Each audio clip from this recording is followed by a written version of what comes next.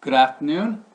I'd like to talk to you about what's new in minerals from 3 states in the West: Utah, Colorado, and Arizona. Now there's been lots of collectors out there who found many new things from new localities, but usually the pockets are small, the number of specimens are small, they're usually not available even for display or for sale. I picked these because these were the ones that had the largest number of specimens, that have the greatest potential for more material, and have the potential that you might actually see them in exhibits, as well as have the ability to purchase them. I'm going to start with the green calcite. The material was first found about 1985. The locality has never really been well known. It's not really quite clear where they are. Everybody has been very closed-mouthed about where the material came from. A few specimens came out then, and Philip Simmons and Aaron Devanthal made a special effort to see if they could relocate the locality just from the stories of the other collectors, and they were successful. The material is coming from the surface, and it's slightly different in appearance. It still has the same light green color, but it's found on a brown chalcedony-like matrix, and it forms attractive specimens in very nice sizes. Here's one example. And the material was found, of course, this year, and the first time they ever brought it to a show was the Denver Gem and Mineral Show, and there were many people who obviously heard that the material was going to be available, and it's so different that a crowd formed, and they had to limit the number of people who could go in, and they thus had a line going outside. This was at the beginning on Friday morning. So that's what it looks like. There's the inside of the room with all the crowds that came out. And to make things in fairness, there was only a limit of 3 pieces per person. None of this material was sold to any dealers. So if you wanted to get any specimens, you had to come here. So everything went to individuals. Here's another nice example of a larger piece. Virgil Luth analyzed the material in Socorro, New Mexico, and he confirmed that the color does come from vanadium. There's another elongate piece, slightly not as quite dense, more freestanding type crystals. And as you can see, the desire for the specimens was so high that by Friday afternoon everything was sold out. They did hold back some material to be able to sell in Tucson in February, and that's where it was last shown. And the pieces there were every bit as good as the pieces that were shown here. I'd now like to go to the new mine that opened up this year in Colorado is the Sara Rose mine. It is a rhodochrosite specimen mine. As they say in real estate, location, location, location. Well, the Sara Rose mine is just upstream on the same trend as the older Sweet Home mine and the Detroit City mine, 2 rhodochrosite specimen mines that were operated and are operated by Brian Lees and his associates. The new Sara Rose mine was probably opened this past year by Robert and Matt Bergman. Robert is the geologist, and the two of them manage the mine together. The 2 brothers are the sons of Mike Bergman, so specimen sales and operations run in the family. The mine was first opened for silver right around before or just after 1893. Mining stopped soon thereafter. It was abandoned and closed with the surface adits closed probably around World War II by sliding material over it. But a prospector was able to get in there through the cracks and crevices of the debris and found out that there was probably 1,200 feet of old adit that was mined right on the vein, and that it must have been a very, very rich vein for silver, because the dump that sits outside it is almost non-existent. So almost everything they took out was ore and was hauled away to the smelter. And they're in the early stages of mining, so the specimens are still relatively small, good color, good form. They are coming from the shallow workings that do appear to have meteoric waters come down and accordingly do light etching to the specimens, to the rhodochrosite. The color, though, is excellent. Here's one crystal that gives you an idea. The luster is a little better. The color is still very good. The sizes are respectable, and the material that's even now coming out does have some of the material has associated. Here's a specimen with rhodochrosite and fluorite. So we can look forward to that as they mine deeper in. They may get sharper crystals, get away from the meteoric water, and hopefully open larger pockets. I'm now going to jump to Arizona.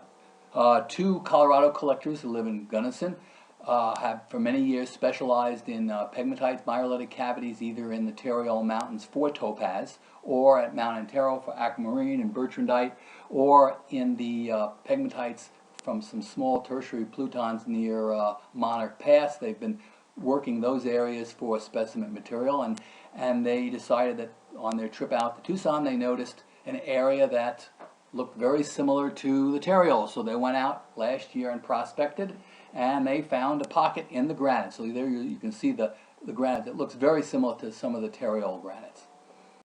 And they hit the pocket they hit had small clear topazes. The smokies were not particularly significant.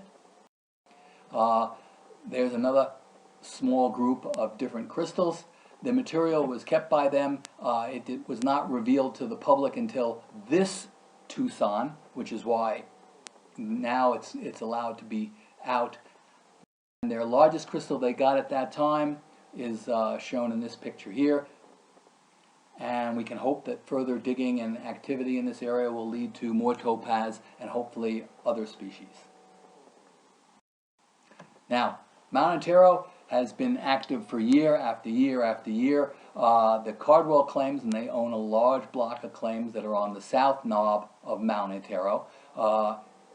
Craig and his wife Tracy, you can see them in the front.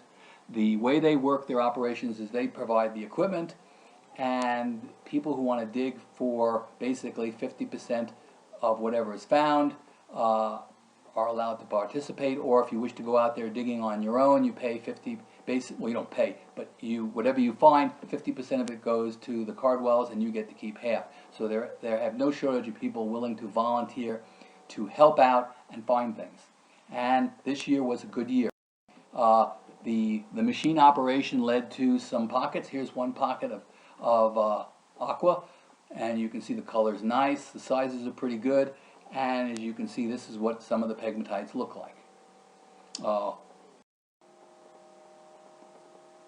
Helvite is not a common mineral from Mount Antero. There's been a few reports of smaller crystals, fragments of crystals being recovered during the late 80s, early 90s. This is the first complete crystal of helvite I've seen from Mount Antero, and it is of a significant size. Topaz, which is not common at all. This was a hand-digging area, and two collectors found a respectable pocket. This is the Cardwell's share. It's the Sherry Topaz. Here are the four sharpest crystals that I picked out of there and posed them for the photograph. They're all about just slightly less than an inch, well terminated, nice faces, light sherry color. Here you get to see a close-up of one of the topazes that was in the previous picture, just to give you a better idea that the termination is quite nice and that they're slightly edged on the bottom side of the crystal where at one time it was attached.